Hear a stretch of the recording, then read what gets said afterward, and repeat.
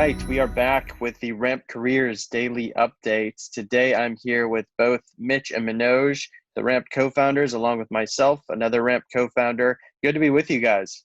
Nice to connect as always, Danny. Today we're going to talk about one of my personal favorite topics, the qualification process, something near and dear to my heart, and I've seen how a robust qualification process can significantly improve the sales process overall. But first, some news.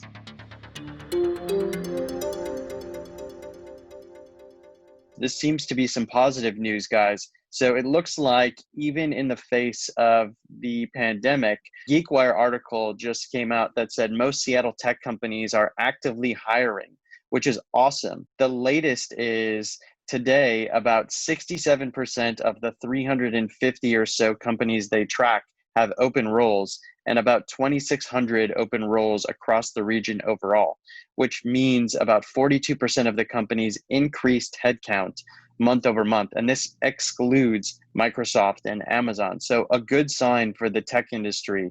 What do you guys make of that? You know, in some ways, I'm not surprised, Danny. It looks like the tech industry was somewhat insulated from everything that's happening in the world. I think that there's, the underlying demand for technology still continues to exist. People just have to stay indoors, and you can't spend on things that you used to spend in the past, like travel, entertainment, food, and beverage. But otherwise, it's an interesting time to be in because tech seems to be somewhat insulated. If anything, some of the stock that I've invested in, especially tech stock, they're doing well. An early stage company or a fast growing company is probably looking at this as an opportunity and saying, hey, if we for some reason had a big displacement of highly skilled talent, no fault of their own, and they're available in the market, maybe now is the opportunity for us to be a little more aggressive in hiring. Remember, a lot of technology companies today, especially early stage fast growing companies, are still venture backed. They're not operating on existing cash flow necessarily, but they're investing into the next year or 2 years of growth. And so I think this is a unique opportunity for companies like that to double down on hiring because they have access to a much richer talent pool. Yeah, and I think along the same lines, right, there was a large portion of companies that were immediately impacted by COVID because they were in the entertainment industry or retail or travel space, and they simply couldn't keep on their existing workforce. They had to let them go. Those aside, there was also a large portion of companies that simply battened down the hatches, said, we don't know what's going to happen in the next 6 months. All hiring's on freeze just to preserve cash flow and make sure that we can weather this storm. Well, the storm's still going on, but I think people are getting used to this remote world, and they're starting to realize that they can adapt, and they're putting the processes and the steps in place necessary to preserve cash flow enough, but also they're seeing that, hey, look, we can keep selling, we can keep growing in the meantime. And I think that's what we're seeing is a lot of these companies are opening the doors back up virtually to say, but we're only going to see hiring increase from here on out. Yeah, positive sign. I think both of you hit on some interesting points there. Tech companies seem very well positioned to battle this pandemic. The margins they play with, the fact that they embrace data and analytics at such an elite level leaves them well positioned to shift, pivot, and move quickly when market conditions change. So I think you both hit on some interesting points there. I want to switch gears a little bit and talk about qualification, the qualification process, why it's important, how it impacts the sales process overall. And I know I'll have some thoughts as well, but Mitch, I wanted to kick it to you. Give us an overview of the qualification process and what it actually means. The qualification process is, in my opinion, one of the most important parts of the inside sales function here.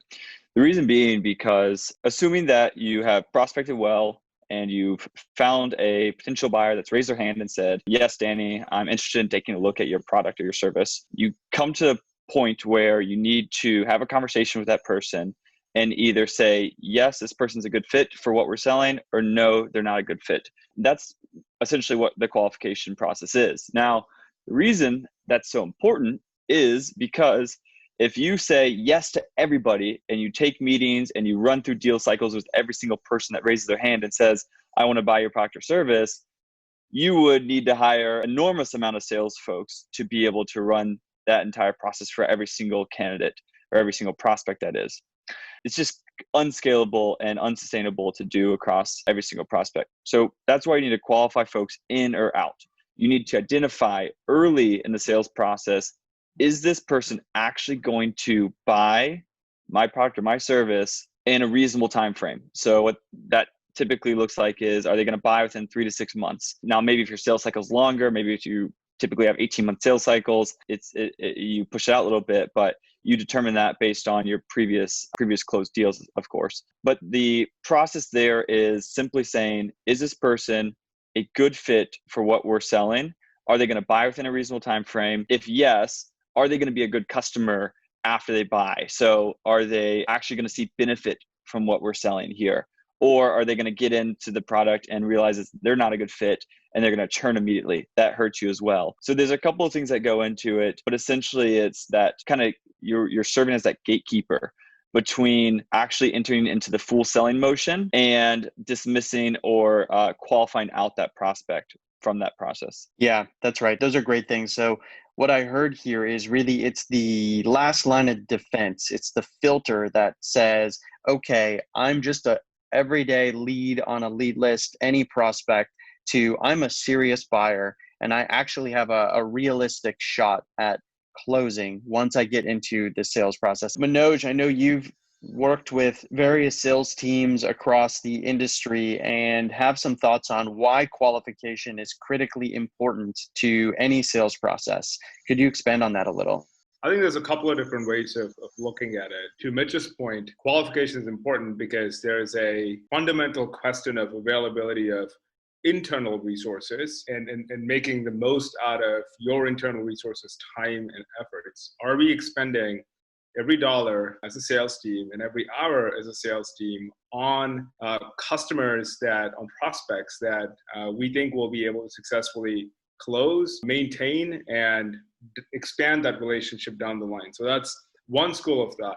The second school of thought is to embrace the fact that you will likely have a longer sales career and no customer interaction is a one-shot encounter and shouldn't be a one-shot encounter. And so another way of looking at it is, am I being respectful of my prospects' time? Should I go put them through the motion of an hour's worth of a demo, an hour and a half's worth of a demo, maybe even send them a contract when you may know or you should know whether that particular prospect is going to be a good fit for what you have to sell today and whether they have a need for it today, right? So an alternate view is saying, perhaps it's not even a question of my internal team's time and resources. If I believe that I'll likely see this prospect again at my job at this business or my job at another business, maybe I should put myself in my prospect's shoes and save them the time and hassle of going through a sales process that may not lead anywhere, right? So that's a second alternate way of looking at it. But at the end of the day, I think to me, a whole point of qualification is one of efficiency, one of accelerating the pathway to results, not just for you, but also for the prospect, right? And so the challenge is, however, that for a early career salesperson, and I'm guilty of making this mistake more than once, is that it's very difficult to say no. We're not conditioned to send prospects away, especially when they've demonstrated a little bit of interest. We all know that prospecting today is 10 times harder than it used to before. So let's assume that you've done your research, you've sent personally crafted messages to 100 people, and you get responses from 20. For you to then have to qualify and say, no, like it's a tough thing to say. And oftentimes, I've done this and I've seen folks do it, is you'll just say, let me just see this through.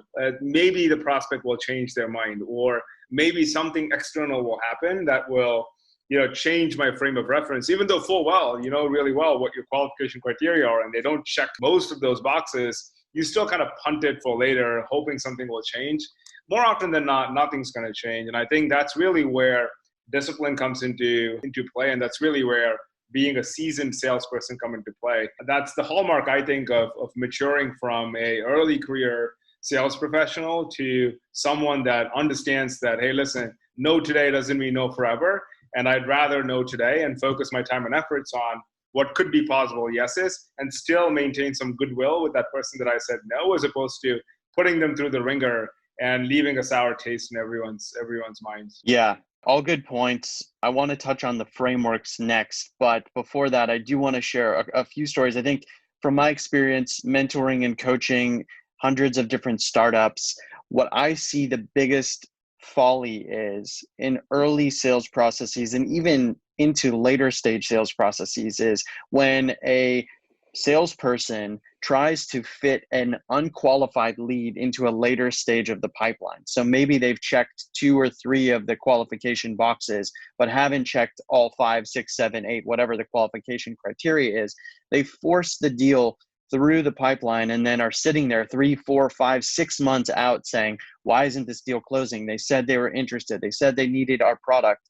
They expressed excitement about moving forward to the next stage when really all they had to do was check the box that said, do you have a budget for our product or what we're offering? And if they would have checked that and if they would have looked into that and asked the prospect easily would have said no, they could have saved themselves 6 months of frustration and consternation and focus on a deal that just was never going to close in the first place. So the qualification process, I think, as we're speaking through this and talking this out, there's many ways to position it, but really it is that critical component that separates an exceptional sales process, exceptional salesperson from somebody who's maybe improving or on that journey to become exceptional. I wanted to talk through qualification frameworks. At this point in time, the laundry list of acronyms out in the out in the wild could make your head spin. There's med, pick with 2 Ds, 3 Ps, ANUM, BANT, all of these crazy qualification criteria. Do either of you have a framework that you like better or best, or one that resonates with you, or one that you've used to success? First of all, I don't know if it's super important which framework you use. Just use one, pick one, use one. Best to use the same one across the whole team so that everyone's on the same page and can speak the same language and can talk through the same step. That being said, I'll talk through BANT and why I think it's a good one to use and important. Number one, it's an easy one for me to remember what all the acronyms mean. And I think what happens is sometimes people or companies get wrapped around these qualification frameworks. They're so complex that the sales reps end up just ignoring them and not using them. In my opinion, it's better to keep it simple. BANT's a good one because it covers all the big 4, right? Budget, authority, need, timeline. I think out of all of those, need is probably the most important one. If there's no need, it doesn't matter if you have the other 3, right? You could have all the budget in the world, but they're not going to buy if there's no need, right? So I think it's super important to qualify a need first. I think getting timeline down is something that you have some influence over if there's a strong need, right? You can incentivize a timeline. You can also incentivize budget if there's a strong need. And I think you can always get to authority if there's a strong need. So that's kind of why I put all the importance there. But like Danny said, you still need to ask the questions, because if you realize that there's an incumbent software in the play here and they're not going to be able to buy for another 36 months, it's probably not worth your time right now to spend on them. Or if you realize that their budget is on hold for the next 36 months, it's probably not worth your time to spend on that prospect right now. So you still have to ask those hard questions, even though it can be a little scary because it could mean that lead's gone, they're no longer in your pipeline, you have to go find another one. You rather know now than spend 8 months on a sales cycle and get to the end and then find out that they were never a fit to begin with. Yeah, all very solid points. BANT is, it's the classic, it's the quintessential qualification framework. So good to hear that you still love it and are still using it to success.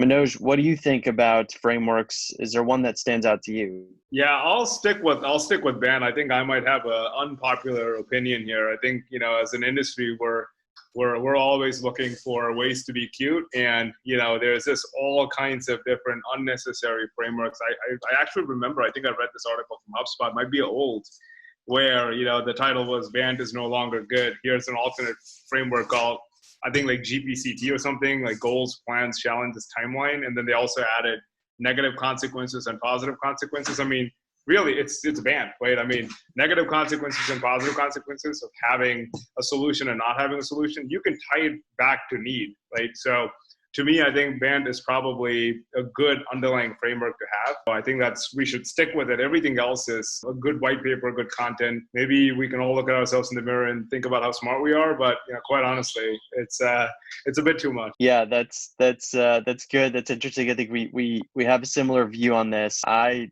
tend to go back to what's the root of BANT? What's the root of MEDDIC? What's the root of the GTPC, whatever, the robust acronym. And it's really two things. It's, are you a buyer? And that is super broad, right? Are you in the decision-making process? Could you be an influencer? Are you an executive sponsor? Do you have say, pull over the deal? And then two, are you a buyer right now, in quotes? And right now to me means if we were to play our sales motion out into perpetuity, what would the normalized sales process, sales timeline be to close a deal? Is it 3 to 6 months? Great. Then that means right now for our company. Is it 18 months? Okay, then that means right now for our company. So I'm not going to force a prospect to close in 3 months when typically the deals close in 18 months. It's just likely not going to happen. So it's those two things. Are you a buyer broadly, and are you a buyer right now? And Bant does a great job. I think another one that does a great job for larger deals is metrics, economic buyer, decision criteria, decision process, identify pain, and establish a champion or champion. So I think that does a great job as well. But what I like to do is, frankly, I like BANT plus P and E. So it's something I created on my own. It's BANT, which is budget, authority, need, timeline, plus pain and excitement.